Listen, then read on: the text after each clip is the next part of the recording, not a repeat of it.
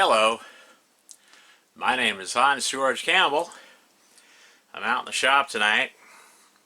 I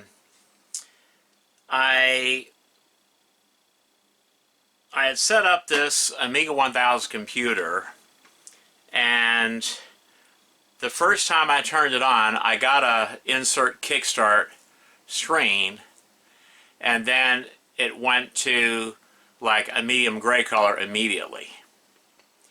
And so I've tried recycling this computer several times, and I never got the insert kickstart screen back again. It refuses to boot up. So this is one of the Amiga 1000 computers that I got in that Amiga lot. You know, that I got the Amiga lot recently that I showed on my channel. And so I thought I'd set this up on Workbench, open it up, and take a look inside and see if I can locate the problem, because I'd like to get this Amiga 1000 working, because I'm planning on refurbishing it, and I'm going to be using this Amiga 1000, and I'll be showing a lot of videos of me using this computer with using Workbench 1.3. Most of you are using either Kickstart 3.1 or above, but what a lot of you don't realize is that Workbench 1.3 actually has its own charm.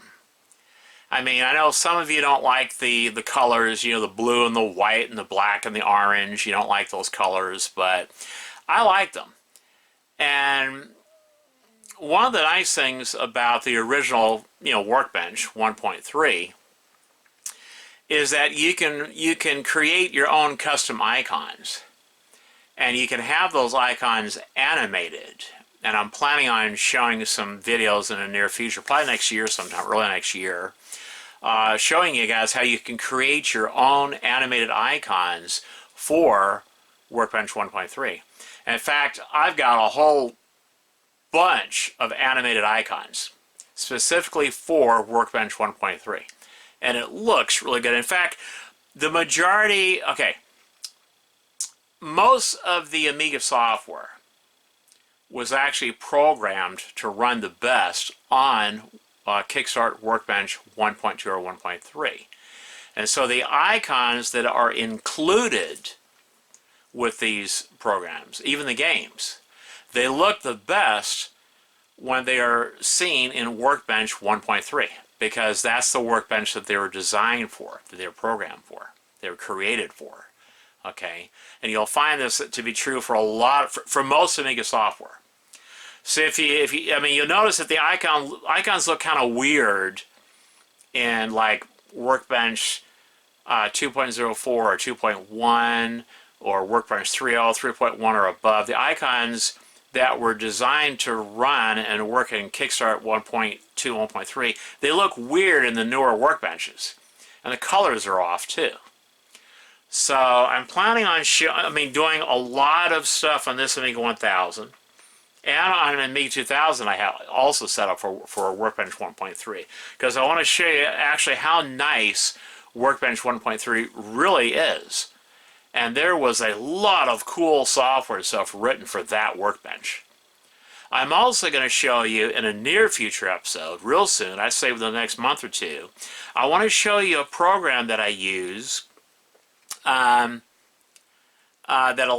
works the heads back and forth, and it spins the disk. And this program is used with head cleaning disks. And this is the way I prefer to clean the heads of my disk drives. I don't like opening up like most of you do and taking a cotton swab, dipping in alcohol, and cleaning the heads that way. That actually can damage the heads. It can actually do harm to the heads. And one way that it can harm the heads is the adhesive that they use to glue the cover, the plastic cover over the head, okay? Alcohol can actually cause that adhesive to loosen up and to become undone. It's like a chemical reaction between the alcohol and the adhesive. and it can actually cause the head to loosen up and fall off or flake off. So I don't recommend using cotton swabs and alcohol to clean the heads of your disk drives.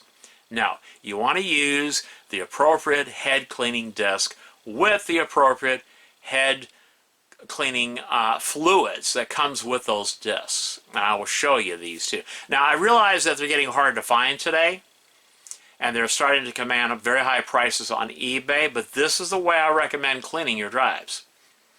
Because not only does it clean the heads, but it also polishes that lens cover, making it nice and smooth and polished. So it doesn't, the heads of your drive doesn't scratch up the discs. Okay. Anyway, tonight I'm going to be opening up this Amiga 1000, and I'm going to try to figure out what's wrong with it. So, let's get started.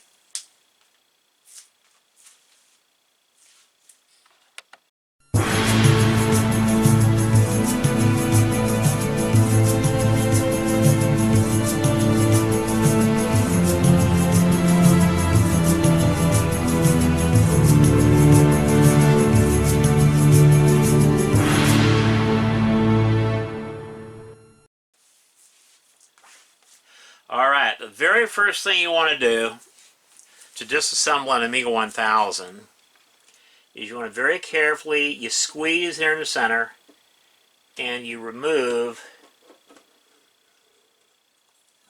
this front piece here. And I might as well go ahead and take that in the sink and wash that really good and rinse it, let it air dry overnight, And I'm so glad that these tabs haven't broken. Because usually when you get an old Amiga 1000 computer, one or both of these tabs are broken. And I'm so happy that on this one they're not broken. So I'll take this in the kitchen sink. In fact, I'm going to wash the whole case when I get ready to refurbish this computer. So, yeah. Okay, so this here, I don't want anything happening to it. That's the cover for the RAM. Okay, also you want to take and remove this front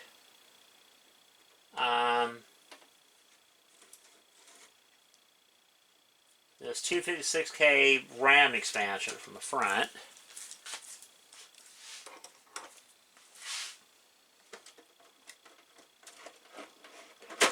There you go. It's just, slides out like that. I usually wipe this down with WD-40, and I pop the cover off, inspect the inside, make sure there's nothing wrong with the RAM chips or anything like that, because it could be something wrong with one of these RAM chips. Okay, so we'll put that there. Okay, so now that we have those two things off, next thing to do is to flip those over. Be very gentle with an Amiga 1000. They can break very easily. This is old plastic. Somebody has already been in here.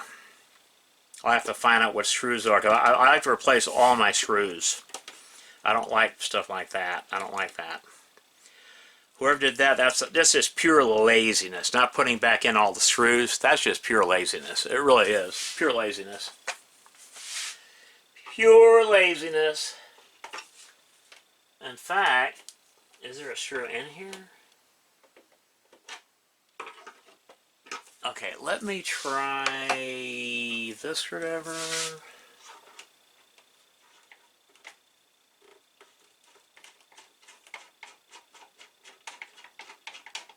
Okay.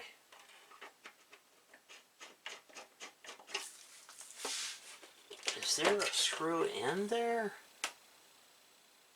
I don't think there's screws in here. Let me see.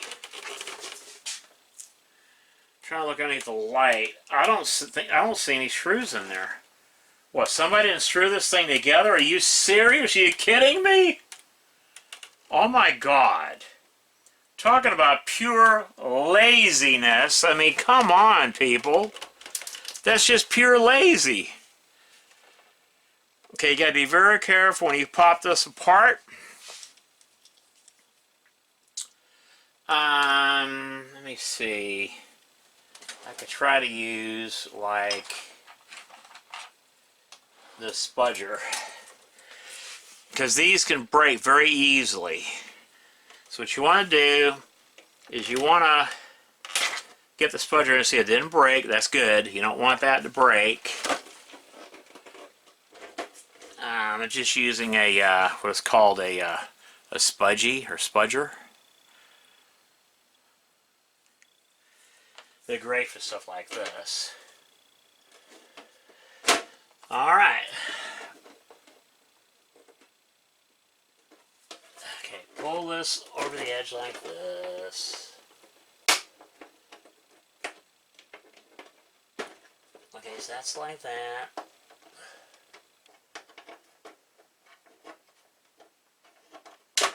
Okay, so that worked out really good. I didn't break. I don't think I broke it. Okay. This comes off like that. And then you unhook this. You ought to be doing a total refurb on that disk drive too. Clean up that disk drive. Okay, so there's that. And then this here. Okay. You have to be really careful when you push that back a little bit to get the LED out that you don't break that. Because that's the only thing that holds that LED in place. Yeah, look how dirty this is. I'll definitely be washing this. I'll be cleaning this, giving it a really good clean. This comes out too. So when I get ready to wash this, I'll carefully pop this LED out too. Yeah. Give this a really good washing. Yeah. Okay, so there's that. Okay, so let's take the top off. Yeah, this will need to be washed. Okay, and there's the top cover with all the signatures. Yeah, there's Jay Miner's signature right there and his dog's footprint. But yeah, there's all the signatures of all the people that were responsible for creating the Amiga computer. I think that's so cool.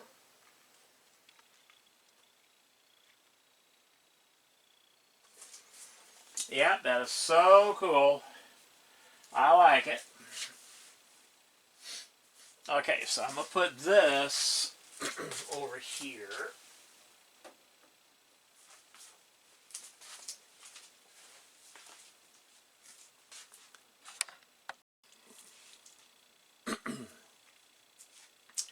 Okay.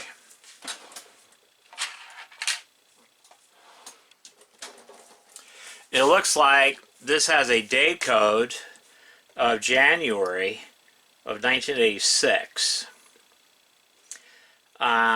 It's interesting to note that it starts the year 85. That's when the Amiga 1000 was released. And back then it was called simply the Amiga. Commodore didn't add the 1000 number until after the release of the Amiga 2000 and the 500. But back during this time, before 1987, this computer was simply called the Amiga. But it's interesting to note it has 1985 and only has the months 11 and 12. That's interesting.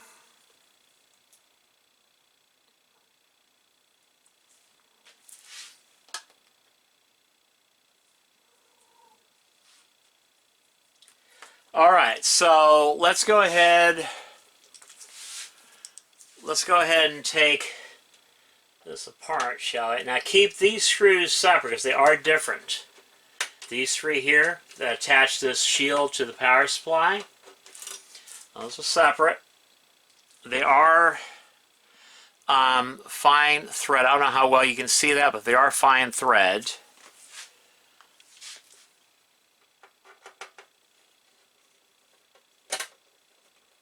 Yeah, there's a lot of screws missing in this computer, so I'm going to have to find some screws for this computer. I don't like... I mean, I don't know why people do that. When they put the computer back together, why don't they put all the screws in? I mean, oh my God, man, that's pure laziness.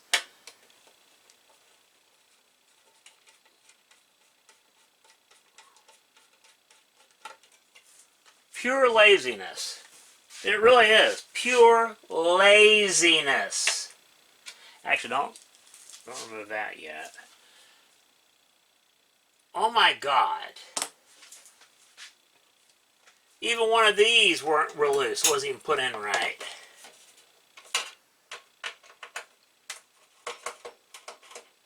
Oh my God.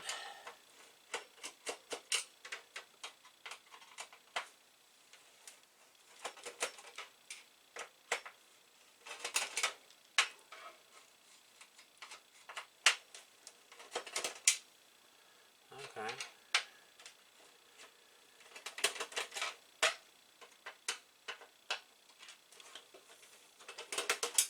All right. So I got that out. Okay. Let me see if I can pull this out now. Yeah, okay, it came out.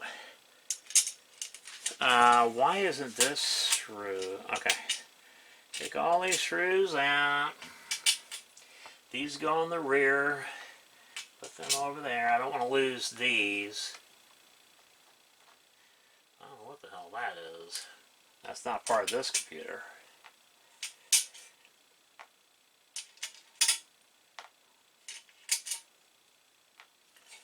Okay, so we got 1, 2, 3, 4, 5, 6, 7, 8.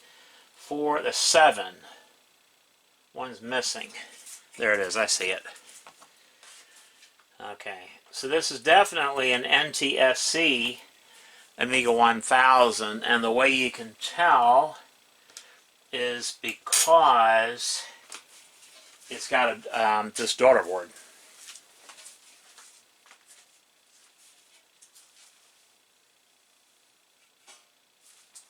The PAL versions of the Amiga 1000, or Amiga computer, they do not have this daughter board. So far, I don't see anything wrong with this computer.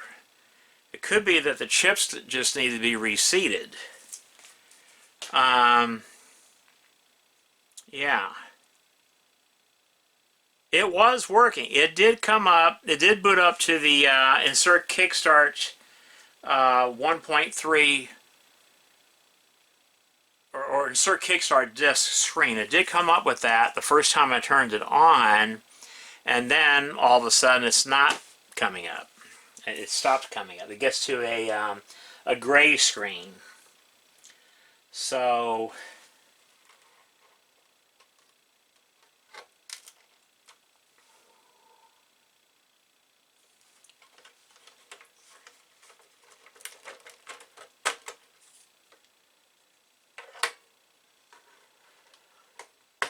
okay, so that's for the disk drive.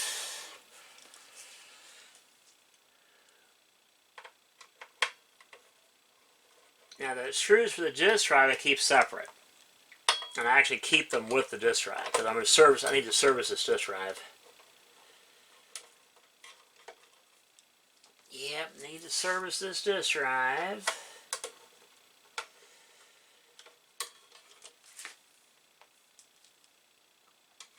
You know, since I'm refurbishing this Amiga 1000, right? I might as well go ahead and put in one of those Kickstart ROM boards that allows you to use a Kickstart ROM from the Amiga 2000 or 500. I might as well put in one of those boards so I don't have to deal with the Kickstart anymore, and that would give me 256K of fast memory. Not chip memory. A lot of you mistaken it saying it's chip memory. No. This skinny Agnes chip is a 512K chip memory Agnes chip. So even if you free up the other 256K of memory by installing a Kickstart board, that memory goes to fast memory, not chip memory.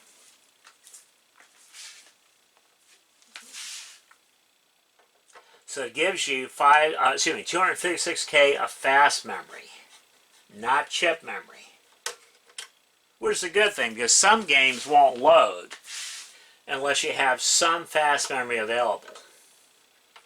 Usually games that say, requires 1 megabyte, what that means it means that it requires at least 5 12K chip and 5 12K fast memory. That's what that means.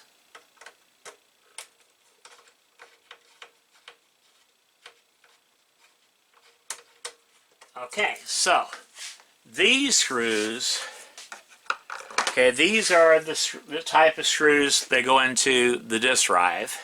There's 4 of those. And then you've got these threaded like spacers here. They're made out of brass. There's 4 of those that screw onto the bolts that hold down the mouse port and the joystick port. So these are for the disk drive. I'll put them over here. Keep these separate. Yep, keep those separate, boys and ghouls. And now we should be able to take this drive out. Yep. It is...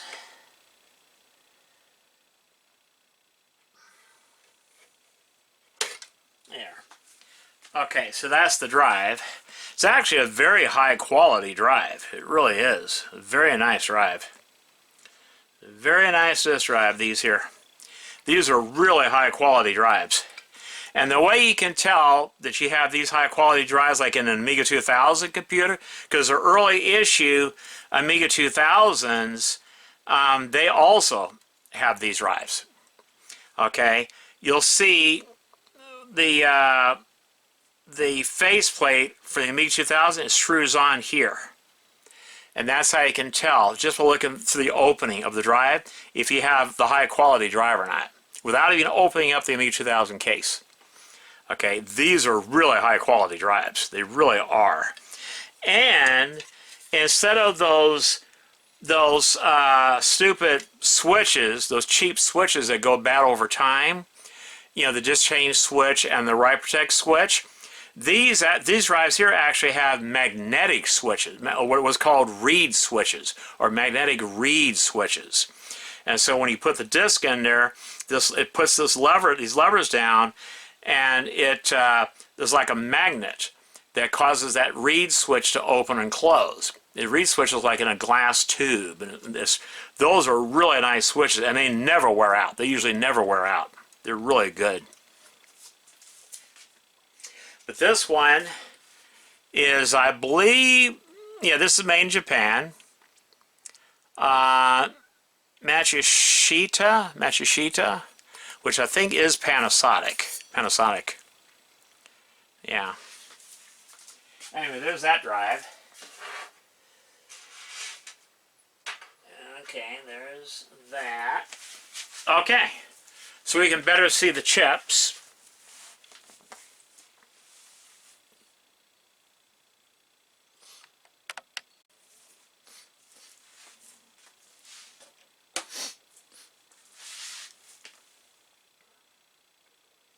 Now we got to remove the daughter board. Keep these screws separate.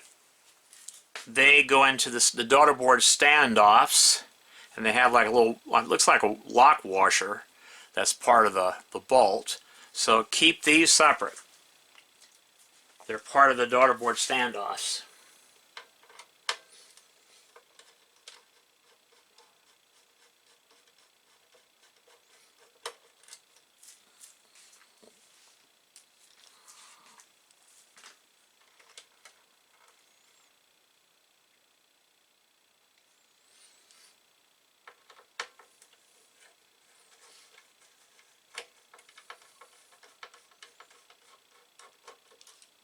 Okay, so apparently there's only 3 of them.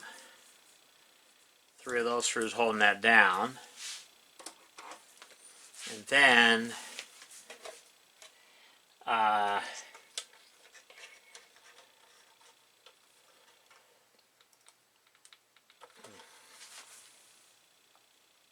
gotta be careful when you're pulling these. Yeah, I'm gonna do a total recap on this board, so well, they're in there. Yeah,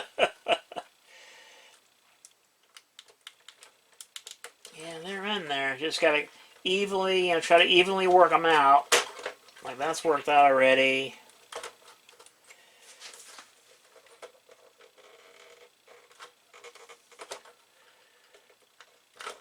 There you go. Be careful. There you go. And I did that without, messing that up. But there's the, in case you've never seen one of these, that's the Amiga 1000 or Amiga daughter board right there. That's the daughter board. I think these here are 256K of memory right here. I think this is the memory that the Kickstart loads into, this memory right here. Okay, and then you have 256K of memory on the motherboard. I believe it's these 4 chips here, or 8 chips right here. And then of course you got 256 of memory that plugs into the front. So you don't count this memory because this is the memory that the Kickstart loads into. So by the time Kickstart loads into this memory, you're left with 512K of memory, and then by the time Workbench loads up, you have maybe about a little over 200K left. So you definitely need, on an Amiga 1000, you definitely need a RAM upgrade, a memory upgrade. Definitely. But anyway, that's the daughter board. I don't see anything wrong with it, but I'll do a close inspection tomorrow when I start recapping all this. I'll do a real close inspection and make sure that there's nothing wrong with that daughter board. Okay, so what I'm going to do now, red goes toward that. Okay. Actually, I could just leave that, but I don't know.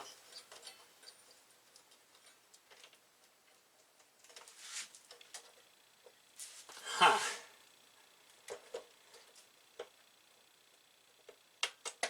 Okay, I think it is keyed. It is keyed. Okay, this LED, the power LED right here, it is keyed. So it only plugs in one way. Alright. So, let me unplug the power supply. I don't like doing it this way, but it's the only real way to do it. I don't like doing it that way, but that's the only way to do it.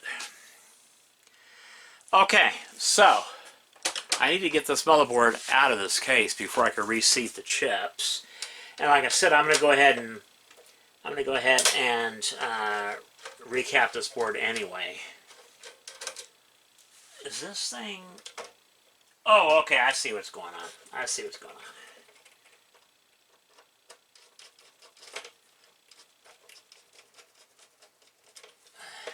I need to retighten that. Okay, so that's just screwed onto there. I think you do have to pull the motherboard out before you can take the power supply out. Pretty sure you got to pull the motherboard out.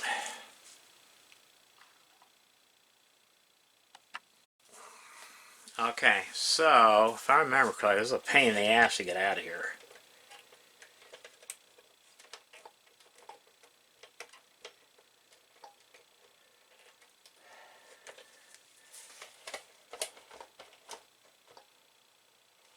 Is there something holding that power supply in? No. Oh, I know. I know. The power supply, you have to do it like that in order to get it out.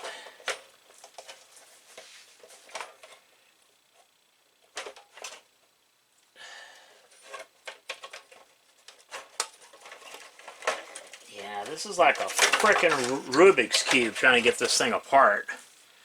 God, look how dirty that is. I'll have to take my air compressor in the morning and blow that out. I'll open up the cover, and I'll do that on the camera too. I'll show you the inside of this power supply.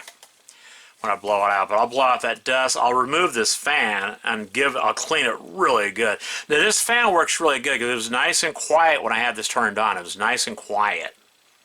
So it just needs a really good blown out. I'll sponge bath the individual blades. You know, I have a special like sponge things. I could go in and just wet them with just warm water. That's all I need. No alcohol or nothing. And just wipe the dirt off of each one of those blades on each side of the blades. And then the fan would be like brand new. And yeah, but that's the power supply. It's made by what? The Viking Group Incorporated. Los Altos, California. Isn't that where Apple Computers is? I think that's where Apple Computers is. Yeah.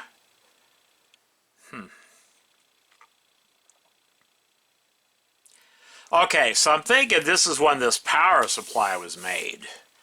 This label that's on here, that's when this power supply was made.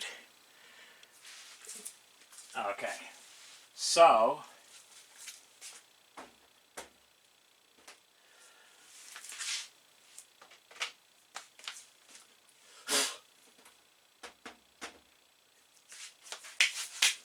okay, so let's get this motherboard out, shall we? Wow, look how dirty this is. I mean, oh my God, man. I feel sorry for this. I feel sorry for this Amiga 1000. Look how dirty that. I'll take this in the sink and wash that, and rinse it and let it air dry overnight. Look at that. Oh my God, man! Did somebody spill coffee in there or something? What the hell? Look at that. Oh, don't worry. This Amiga 1000 has come to a great home because I'm going to clean this thing up, refurbish it. Oh, shit, don't break it.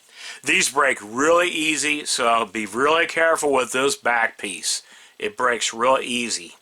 Especially this part right here. Breaks real easy. So yeah, I'll clean this. I'll clean that. And it'll look like brand new. So I got to wash that. Okay. Got to wash that. This here is the motherboard.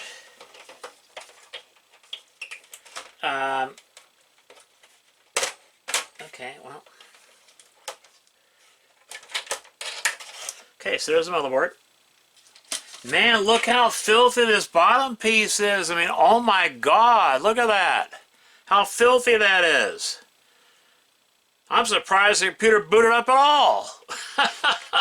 It's missing this piece here. So if any of you guys have another cover for an Amiga 1000 computer, I appreciate it if you send it to me. You know, just get in contact with me. My email is on the About Me part of my channel. Just email me. Maybe we can work out a trade or something, or I can buy it from you, you know. But if you have an extra cover for an Amiga 1000, actually I need two of them because my other Amiga 1000, it's missing this cover too. But yeah, I want to refurbish these and get these back to their original beautiful Amiga 1000 condition, you know, because these are getting hard to find. I'm lucky that these parts here are not broken, because these are usually broken. And the ones on this case are not broken. It's just dirty. It just needs to be cleaned. See, these, they're not broken. The case is actually in really good shape.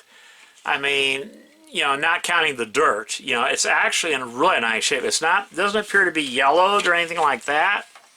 It's just filthy. You know, it's filthy. It is missing its center foot there. I don't know what I'm going to do for that. What I may wind up doing is taking all four of these feet off, right? And then just putting, well, I could leave those feet on. I guess it's okay. I don't know what I'm going to do for that. I know you need a foot for there too. Yeah. But this Amiga 1000, it was made in Japan. Not all of them were made in Japan, but that one there was made in Japan. So that's nice. Yeah, it's made in Japan. But yeah, I need to wash this too. Rinse it, let it air dry overnight. So, yeah. Alright. So, there's the bottom of the Amiga 1000. Now what I want to do,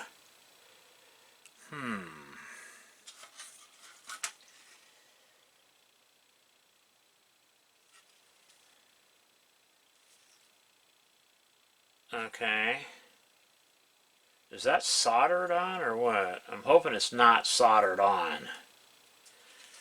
And it's just, because you got to remove the motherboard. In order to seat the chips and work on the motherboard, you got to remove that bottom shield. So, yeah. So what I need to do now is, I have a special pair of pliers for that. These are called duckbill pliers or flat nose pliers. These are perfect for this particular application where you have to like twist those straight. See, it's just perfect.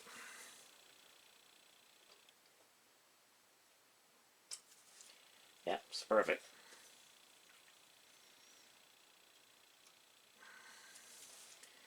Yeah, it's perfect. And then we got, God, look at all this dust. Oh my God. I'll have to blow out the dust on this motherboard too. I mean, oh my God, man. Look at this. Okay, we got that.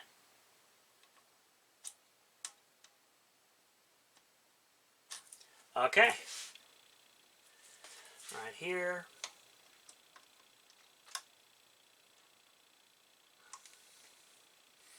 And right here.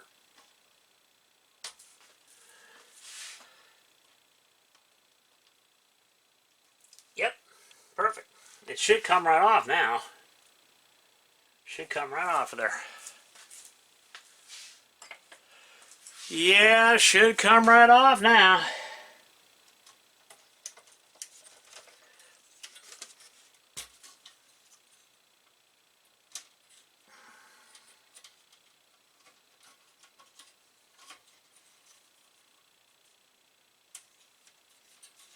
Uh-oh.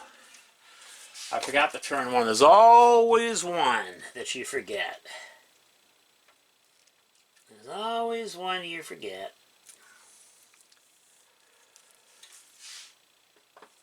Okay, so that should come off. That should come off. I'm thinking, okay. Okay, so that, why isn't it coming off?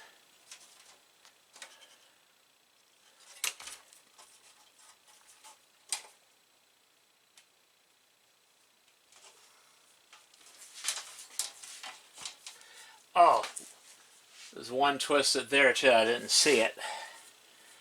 One twisted right there.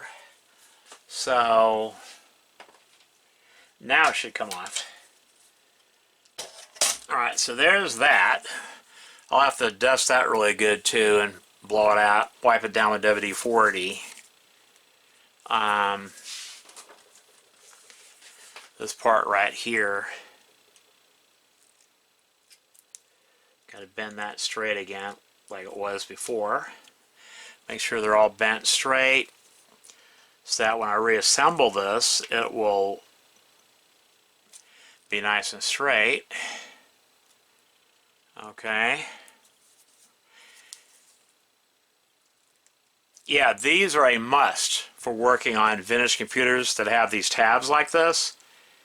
These flat nose pliers or duckbill pliers, they are a must for this kind of stuff. They're a must. Yep, they are a must, boys and ghouls. They are a must. Straightens those tabs beautifully. Like they're factory. Try it, man. Factory fresh. Okay. So I'll clean this tomorrow. I'm not going to clean it now, but I will clean it tomorrow. Blow out the dust and go through all that. Now the other thing I need to do is I need to remove these actually, you know what? Just leave them. I think they'll be fine. Yeah, just leave them. They're fine. I don't need to remove those.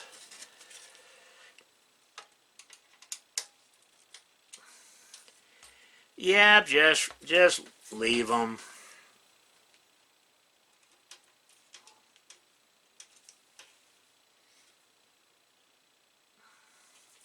Okay, so let's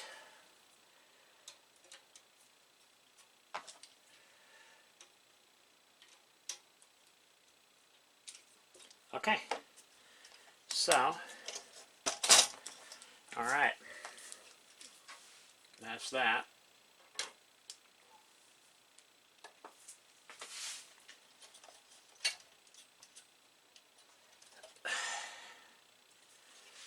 Let's put it on the edge of the table before pressing down on the processor.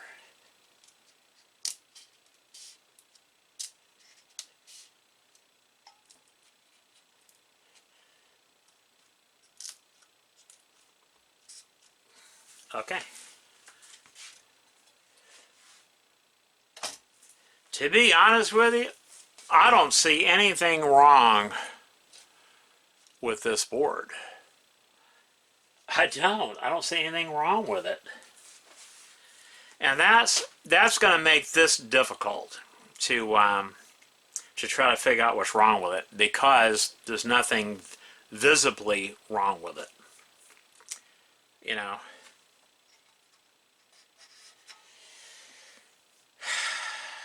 I know a lot of what you're going to be thinking, well, recapping will solve the problem. No. If the computer doesn't boot up and it doesn't work at all, that's usually not a recapping problem. There's usually something wrong with the computer. Something wrong with it. Anyway, I'm going to take a quick break, and I will be back shortly because I want to talk a little bit about the Amiga 1000 motherboard.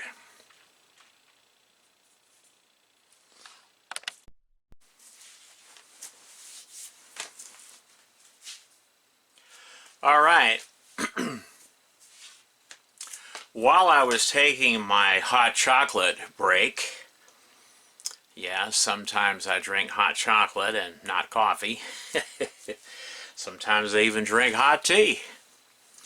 But anyway, while I was taking my break, I was online and did some research as to what are the main reasons or the main causes of an Amiga 1000 computer not wanting to boot up, not wanting to give you the, get to the insert kickstart disk screen.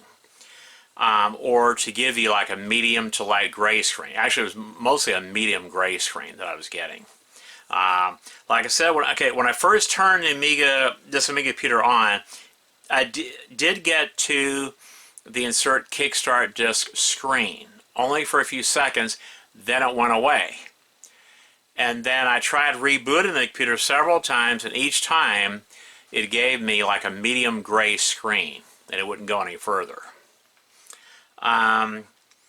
The two main causes for that problem is usually, either one or both of the CIA chips are bad, that's these chips here, or the Agnes chip is bad. Now, it's interesting to note that the early issue Amiga 1000 computers also had a ceramic and gold-plated Agnes chip. All three of the custom chips were ceramic with gold-plated leads. But in the later issues of the Amiga 1000, for some reason, Commodore did away with the ceramic Agnes chips and made them the cheaper plastic chips. Anyway, that's it for this part. I have to now go inside and wash the parts in dishwashing liquid and some warm water, and then rinse it, let the parts air dry overnight. I'm going to go ahead and do some work on this board, see if I can get it up and running. I think it's something minor. I think it will work.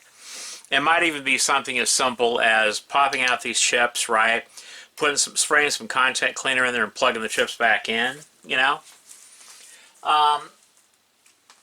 Yeah. But since I got this computer apart, I might as well go ahead and recap it. Yeah, there's a lot of capacitors here, but I might as well go ahead and do that. This way I don't have to worry about it once I put it back together, you know. And I might as well go ahead and recap the power supply too. I am going to do this underneath the camera, so stay tuned for more videos, you know, on this Amiga 1000, getting it up and running.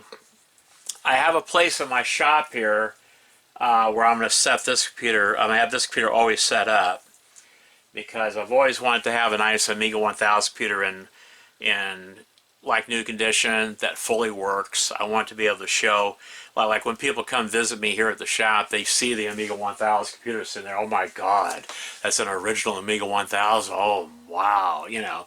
And plus, I'm planning on doing a lot of videos on this computer.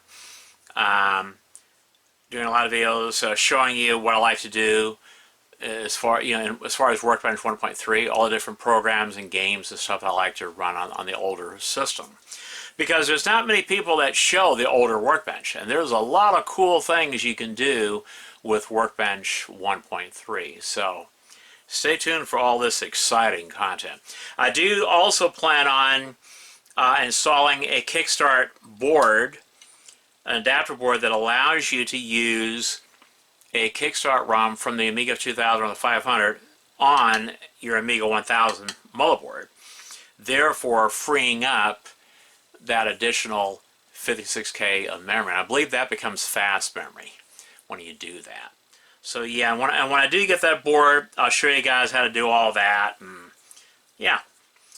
Now I have another Amiga 1000 computer that I got in this lot, this pickup.